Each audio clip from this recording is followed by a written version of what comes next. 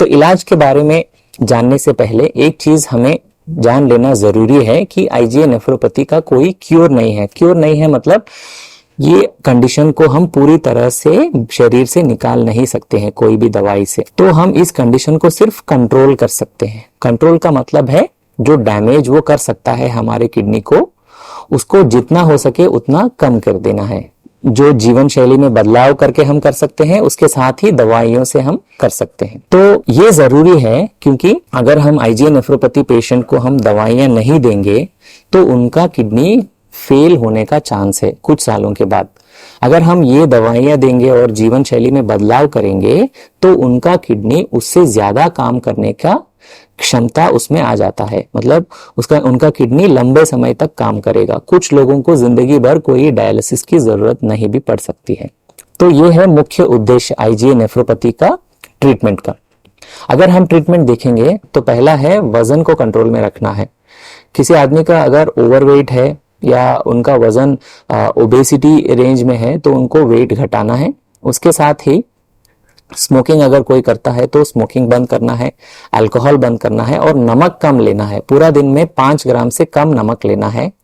जो 1 टीस्पून में रहता है ना, उससे कम नमक लेना है। उससे ज्यादा नमक पूरा 24 घंटे में नहीं लेना है। इसके साथ एक्सरसाइज करना है।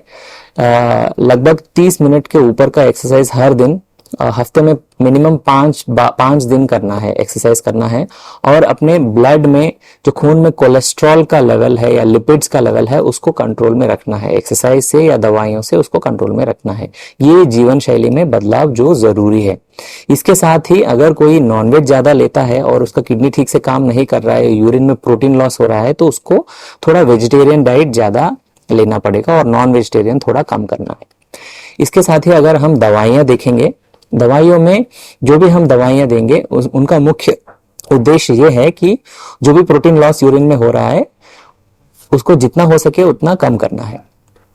पहली तरह की दवाई है एंजियोटेंसिन कन्वर्टिंग एंजाइम इनहिबिटर और एंजियोटेंसिन रिसेप्टर ब्लॉकर।